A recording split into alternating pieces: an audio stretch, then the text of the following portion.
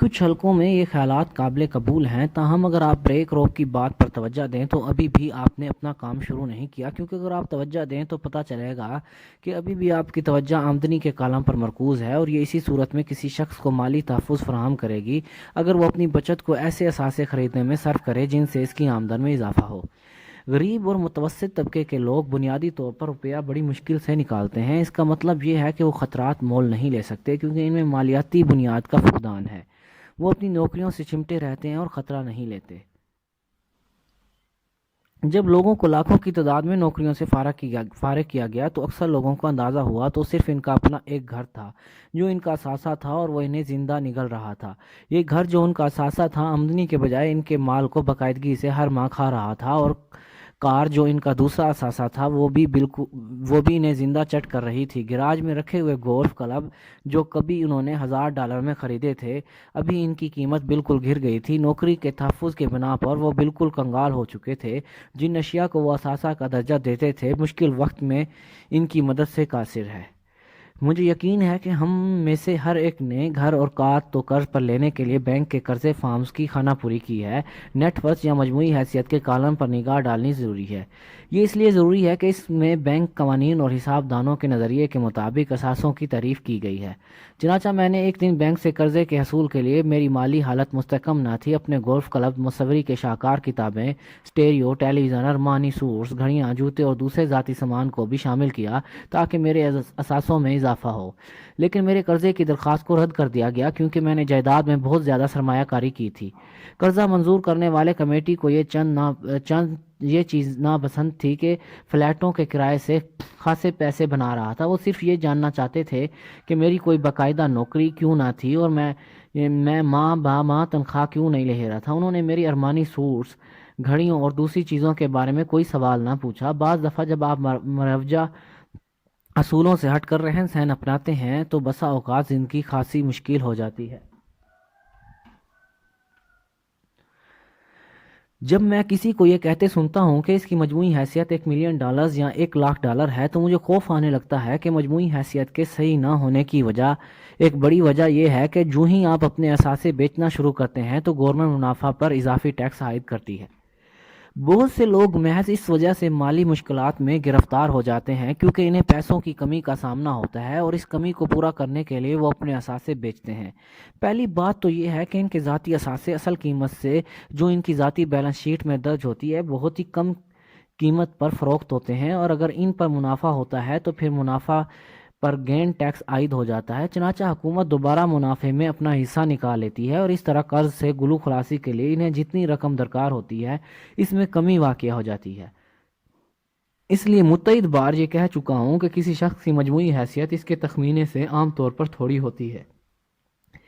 اپنا کاروبار کرنے کی سوچو، دن کو نوکری کرو، اثاثے خریدنے شروع کرو، مالی بوجھ اور ذاتی اثاثوں کی خریداری سے بچو، کیونکہ جب ایک دفعہ آپ انہیں استعمال میں لے آتے ہیں تو پھر ان کی قیمت نہیں ہوتی۔ جو ہی آپ بالکل نئی کار کو خریدنے کے بعد چلا کر گراج سے باہر نکالتے ہیں تو اس کی قیمت 25% تک کم ہو جاتی ہے، باوجود یہ کہ آپ کا بینکر اسے سچا اثاثہ قرار دے یا اثاثہ نہیں۔ میری $400 کی ٹائٹینیم کار کی قیمت $150 رہ گئی جو ہی میں نے اسے سڑک پر اتارا۔ نوجوانوں کے لیے ضروری ہے کہ اپنے اخراجات کو اعتدال میں رکھیں، ذمہ داریاں کم کریں اور آہستہ آہستہ اثاثوں کی ایک مضبوط بنیاد بنائیں۔ چھوٹی عمر والوں کو چاہیے کہ گھر میں رہتے ہوئے اپنے والدین سے اثاثے اور مالی بوجھ کے درمیان فرق کے بارے میں سیکھیں۔ والدین کو چاہیے کہ اس سے پہلے کہ وہ گھروں سے رخصت ہوں، شادی رچائیں، گھر خریدیں، عیالدار بنائیں یا کسی خطرناک مالی صورتحال میں گرفتار ہوں، نوکری کریں اور ہر چیز سود پر خریدیں، انہیں ایک مضبوط اثاثوں کا کالم بنانے پر راغب کریں۔ بارہا میرا ایسا شادی شدہ جوڑوں سے واسطہ پڑتا ہے جو فوری طور پر زندگی کا ایسا وتیرہ اپنا لیتے ہیں کہ ان کی باقی ماندہ زندگی قرضے اتارنے میں گزر جاتی ہے۔ اکثر لوگ جب ان کا سب سے چھوٹا بچہ گھر چھوڑتا ہے اچانک محسوس کرتے ہیں کہ انہوں نے اپنی ریٹائرمنٹ کے بعد سالوں کا کچھ بندوبست نہیں کیا، اور وہ جلدی کوشش کر کے کچھ روپیہ پس انداز کرنے کی سوچتے ہیں۔ اس دوران ان کے اپنے ماں باپ بیمار ہو جاتے ہیں اور نئی ذمہ داریوں کا بوجھ ان کے کندھوں پر سوار ہو جاتا ہے۔ چنانچہ تمہیں اور تمہارے بچوں کو میں کسی نوعیت کے اثاثے حاصل کرنے کی صلاح دے رہا ہوں۔ میری دنیا میں اصل اثاثوں کی بہت سی قسمیں ہیں۔ ایسی تجارت جس میں میری موجودگی کی ضرورت نہیں، میرا کاروبار میرا ہے مگر اسے دوسرے لوگ چلا رہے ہیں. اگر وہاں کام کروں تو یہ کاروبار نہیں ملازمت ہے. سٹاکس، بونڈز، میوچل فنڈ، آمدنی پیدا کرنے والی جائیداد. نوٹس، میوزک، کوئی بھی ایسی چیز جو قیمتی ہے، آمدنی کا ذریعہ ہے، اس کی قیمت میں اضافہ ہوتا ہے اور فوری طور پر قابل فروخت ہے. جب میں چھوٹا تھا تو میرا تعلیم یافتہ ڈیڈ ہمیشہ مجھے ایک مستحکم نوکری حاصل کرنے کا مشورہ دیتا، جبکہ میرا امیر باپ مجھے ہمیشہ ایسے اثاثے خریدنے کی صلاح دیتا جو مجھے پسند ہوتے. وہ کہا کرتا تھا کہ اگر یہ اثاثے مجھے پسند ہوں گے تبھی میں ان کی دیکھ بھال کروں گا. میں جائیداد اسی لیے خریدتا ہوں کہ مجھے زمین اور تعمیرات پسند ہیں اور ان کے لیے خریداری کرنی اچھی لگتی ہے. میں سارا دن انہیں دیکھ سکتا ہوں. اگر مسائل پیدا ہوتے ہیں تو وہ اتنے بڑے نہیں ہوتے کہ جائیداد کے متعلق میرے نظریے کو بدل دیں. جن لوگوں کو جائیداد سے نفرت ہے انہیں ہرگز اسے خریدنا نہیں چاہیے. مجھے چھوٹی کمپنیوں کے شیئر خریدنے اچھے لگتے ہیں، خاص طور پر جب انہوں نے کام کی ابتدا کی ہو. اس کی وجہ یہ ہے کہ ہم جو ہوں خطرے مول لیتا ہے، مستند اور کار آزمودہ نہیں. ابتدا میں نے بڑی کمپنیوں میں کام کیا جیسے Standard Oil of California, the U S Marine Corps اور زیروکس کورپ. ان اداروں میں کام کر کے مجھے دلی خوشی ہوئی اور مجھے آج کل ان کی یاد آتی ہے، مگر مجھے پتا ہے کہ اندرونی طور پر ان کمپنیوں میں ملازمت کے لیے پیدا نہیں ہوا. میں اداروں کو شروع کرتا ہوں، انہیں چلانے والوں میں سے نہیں. چنانچہ میں چھوٹی کمپنیوں کے سٹاک خریدتا ہوں اور بعض دفعہ خود اپنی کمپنی کھول کر اس کے شیئرز عام پبلک میں فروخت کر دیتا ہوں.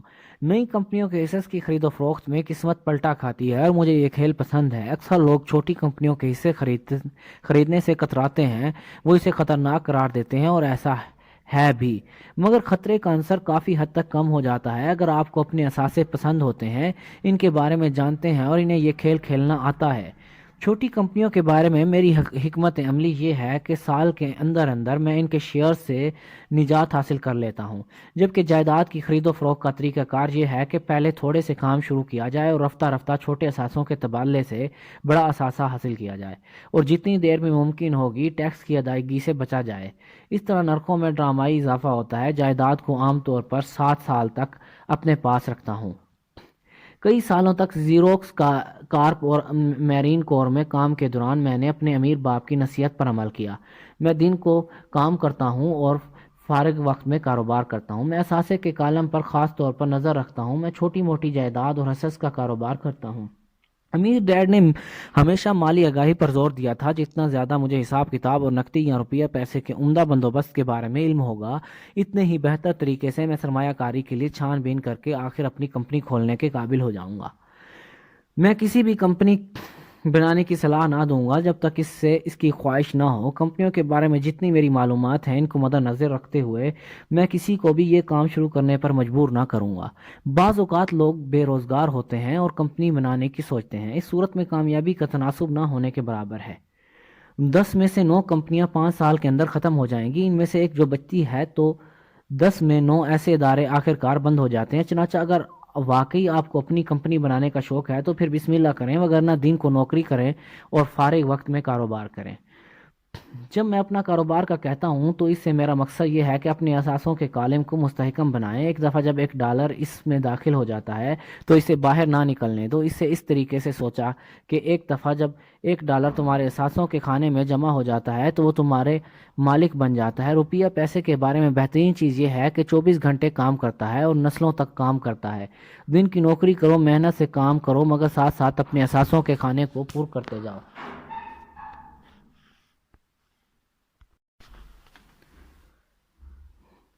جب پیسے کی آمد و رفت میں اضافہ ہوتا ہے تو چند گھریلو اشیاء خرید لو. سب سے اہم فرق یہ ہے کہ امیر لوگ آخر میں سامان تعیش خریدتے ہیں جبکہ غریب اور متوسط طبقے کے لوگ انہیں پہلے خریدتے ہیں.